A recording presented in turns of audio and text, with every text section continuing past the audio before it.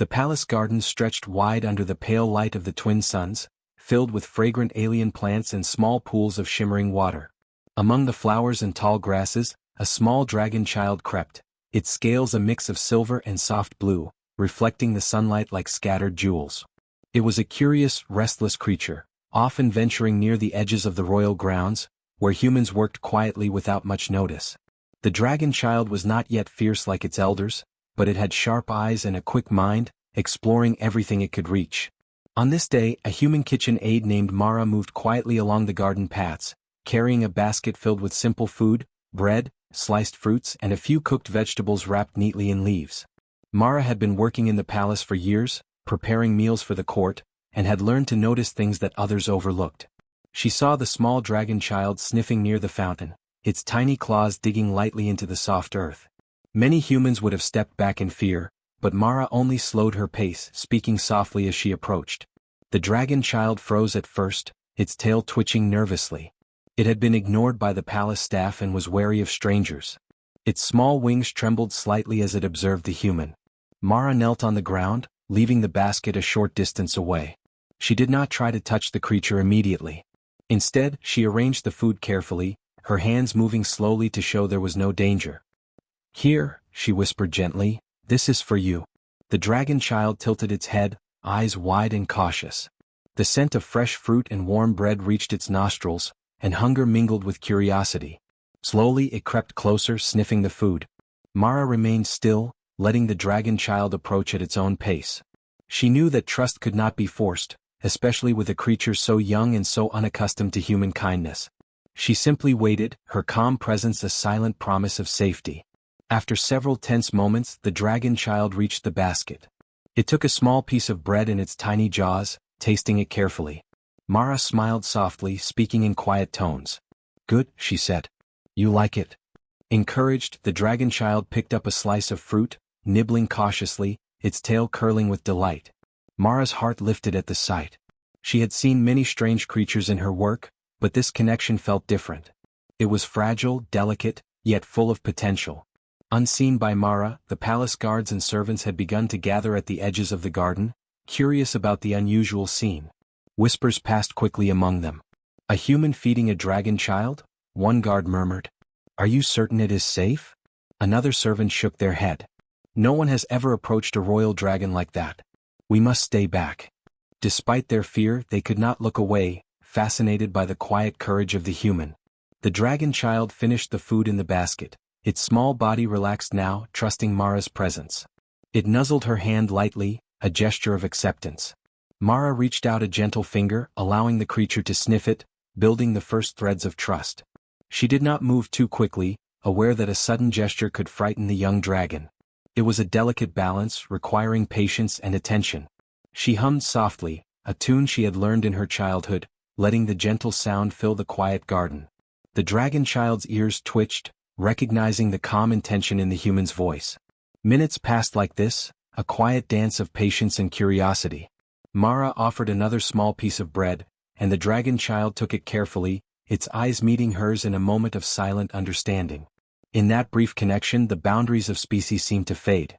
Mara saw a spark of intelligence in the dragon's gaze, a recognition that there was safety and kindness in her presence. For the first time, the dragon child did not feel entirely alone.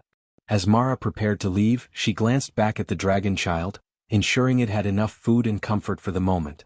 She stood slowly, giving the creature space, and walked back toward the palace kitchens. The dragon child watched her go, its small wings twitching with anticipation and curiosity. It had tasted safety, warmth, and care, things it had seldom experienced. The memory of this simple act of kindness would linger, shaping its perception of humans for years to come. Above the palace, unseen censors and hidden watchers began to stir. Eyes far more powerful than any humans had noticed the interaction. Somewhere in the royal court, dragon elders observed silently, their expressions unreadable. A human had approached a royal dragon child without fear and without harm. It was unprecedented. The small act of offering food had set in motion events that could ripple through the kingdom in ways no one yet understood. The garden returned to its calm, bathed in the light of the twin suns.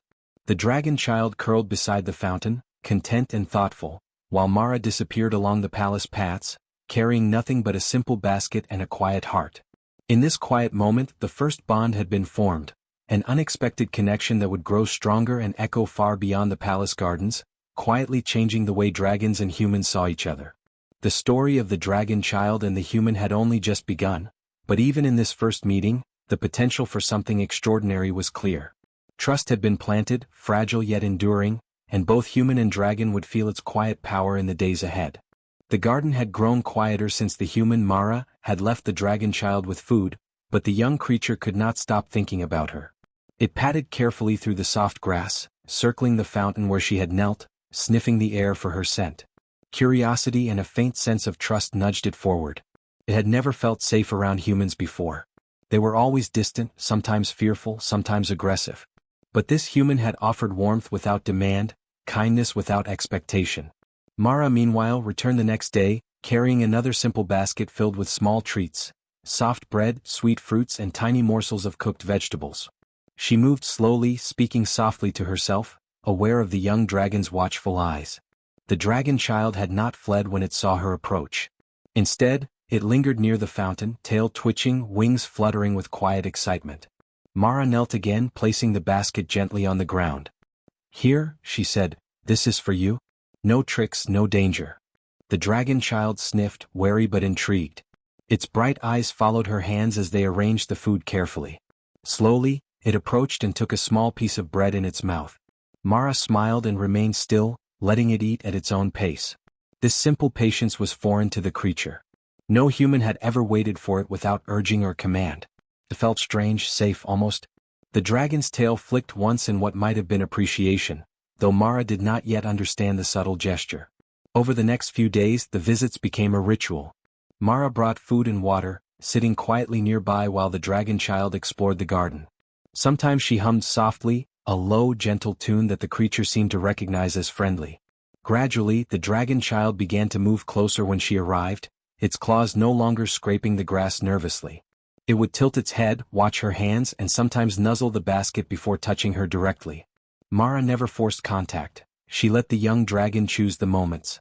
This quiet interaction drew attention, even if the watchers remained unseen. High in the palace, dragon elders observed through hidden sensors, their ancient eyes analyzing every movement. They whispered to each other in low tones, discussing the human's actions. None had seen such calm, careful interaction with a royal dragon before. Mara's patience and fearlessness unsettled them, but curiosity outweighed caution.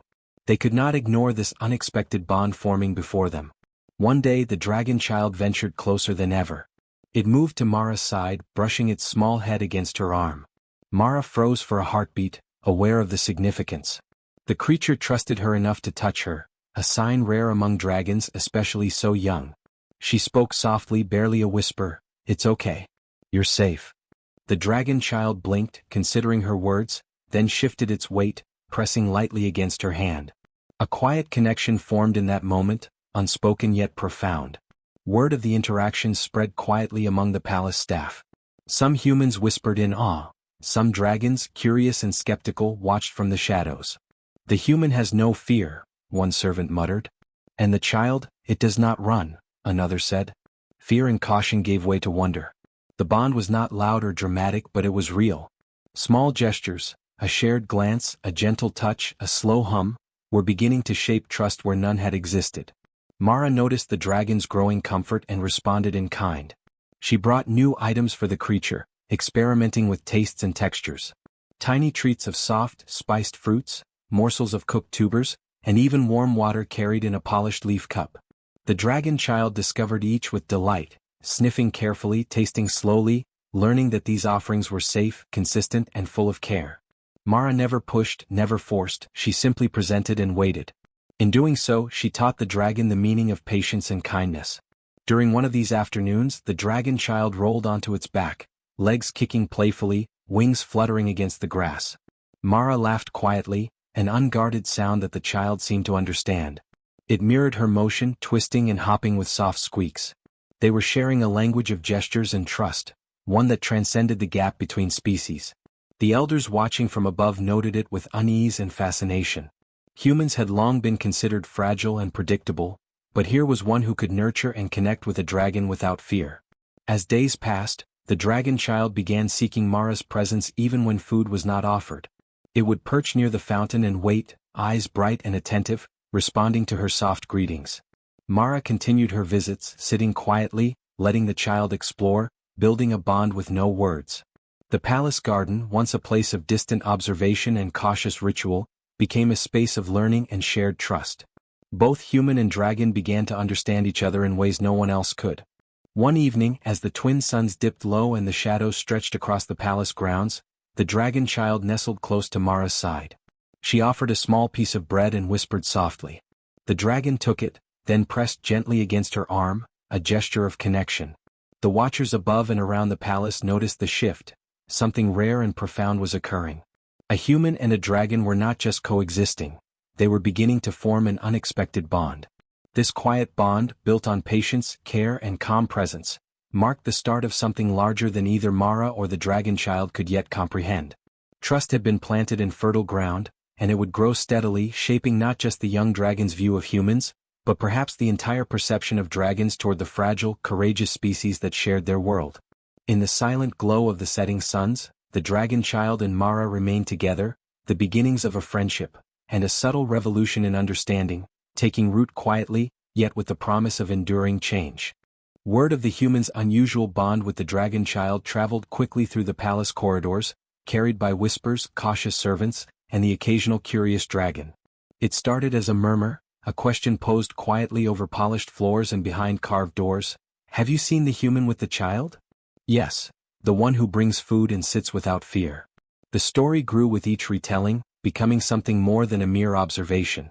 It reached ears it was never meant to reach, the Dragon King himself. The throne room, vast and echoing, felt heavier than usual that morning.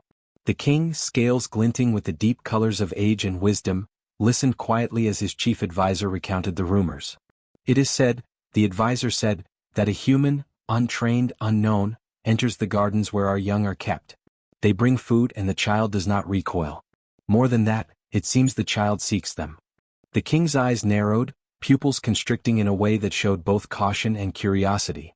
"A human?" he asked, his voice low but carrying weight through the chamber. "One who dares approach the young?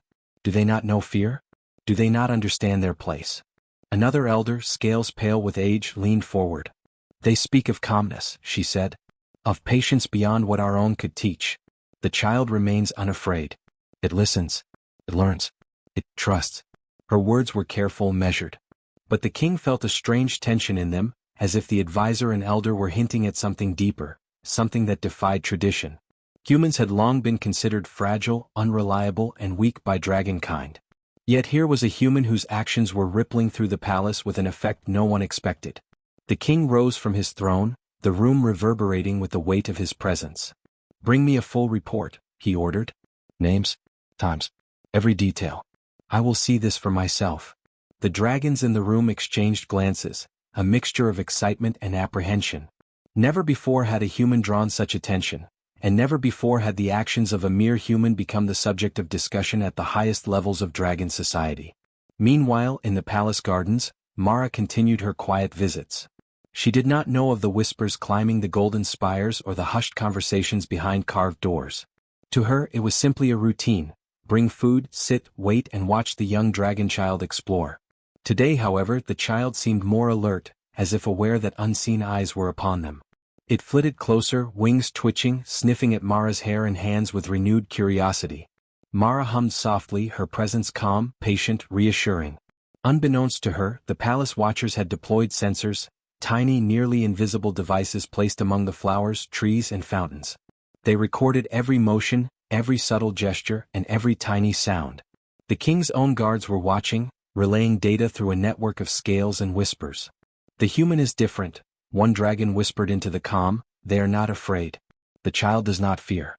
Something is changing." The garden itself seemed to hold its breath.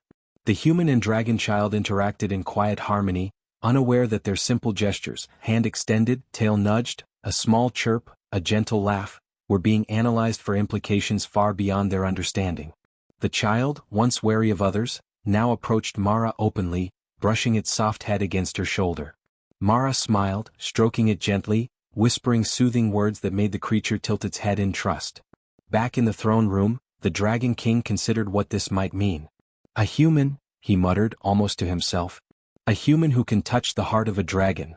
This is unprecedented. He paused, scales shifting as he leaned forward, fingers pressing lightly against the throne's armrests. It cannot be ignored. There is potential, and danger. We must understand the nature of this human before decisions are made. The advisors nodded, some nervously, some with anticipation. Your Majesty, one said, if this human truly possesses the patience and courage our young require, perhaps it is not merely curiosity or luck. Perhaps this is opportunity. The word hung in the chamber. Dragons had long prided themselves on tradition, strength, and vigilance. To consider that a human might bring something valuable, something unique, was both thrilling and unnerving. In the gardens, Mara remained blissfully unaware of the storm her simple kindness had begun to stir. She placed another morsel of food before the dragon child and spoke gently, "Eat slowly. Take your time." The child obeyed, nibbling carefully, eyes bright and attentive. A subtle warmth passed between them, something unspoken but profound. Every movement, every gesture was building trust, forming a connection invisible to anyone else but unmistakably real. As the sun rose higher, painting the palace in gold and amber, the Dragon King's decision loomed. He could send envoys, spies, or even guards. But he felt a rare curiosity, an urge to witness the bond himself. The rumors had reached him, yes, but they could not convey the truth of patience, of gentle courage, of the quiet power a human could wield simply by being kind. And so, with every whisper that reached the throne, with every cautious glance and careful report, the wheels of change began to turn. The human in the garden had unknowingly drawn the attention of the highest dragon authority. Her calm presence and consistent care for the dragon child were no longer a private affair. Soon, the eyes of the palace, the kingdom, and the Dragon King himself would witness what she could do. The dragon child paused mid-bite, looking up at Mara with wide, curious eyes. Mara's hand reached out instinctively, brushing its soft scales. In that moment, the child's tail flicked once, almost as if signaling the unseen watchers. The human was worthy. And far above, in the golden halls of the palace, the king's eyes, sharp and ancient, would soon see that same truth. Trust, patience, and quiet courage were preparing to challenge centuries of expectation. And the ripple of those simple acts, the meals shared, the gentle touches, the patient presence, was about to reach the very heart of dragonkind. The morning air was crisp as Mara tended to the dragon child in the palace garden. She hummed quietly, unaware of the eyes watching her from the golden towers above. The child played near her feet, tail curling around her legs, occasionally peeking at the flowers or the shimmering fountains. To her, it was a normal morning, filled with gentle laughter and the soft warmth of companionship. A sudden ripple in the air caused the child to freeze. Mara looked up, seeing a shadow move across the palace walls. Moments later, a messenger arrived, a small, silver-scaled dragon carrying a sealed scroll in its claws. The child chirped excitedly, nudging Mara toward the approaching creature. Mara, curious, bent to receive the scroll. The seal bore the Dragon King's emblem, shimmering in deep crimson and gold. With trembling hands she broke the seal. The message inside was brief, formal, and unlike anything she had ever received. You are requested to attend the royal court. Your presence is desired by the Dragon King. Come at once and bring no fear. Mara's heart skipped a beat. The Dragon King himself had sent the invitation. She looked down at the child, whose wide eyes seemed to encourage her, as if telling her that she was ready. Preparations began quickly. Mara's human clothing was simple but cleaned and patched, suitable for respectful entry into a place of dragon's authority. The journey to the throne room was unlike anything she had imagined. Guards with scales of silver and bronze flanked her path, their eyes sharp but not unkind. The hallways were filled with statues of legendary dragons, and banners fluttered in the unseen currents of wind, each depicting tales of power, wisdom, and legacy. Mara felt the weight of history pressing around her, yet she walked with steady steps, recalling the gentle gestures she had offered the dragon child. When she entered the throne room, the air seemed heavier. It was vast, with ceilings stretching beyond sight, walls carved from crystallized rock, reflecting golden light. And there he was, the Dragon King. His scales glimmered with hues of deep sapphire and bronze. His eyes, ancient and piercing, studied her carefully, noting every detail. Mara felt small, human in form yet strangely unafraid. She bowed, not out of submission but in respect. The Dragon King's voice resonated through the room, low and commanding. Human, he said, each word deliberate, your actions have reached my ears. You care for a child of my blood. You offer patience, nourishment and attention without fear or hesitation. Many have tried, all have failed. Yet you persist.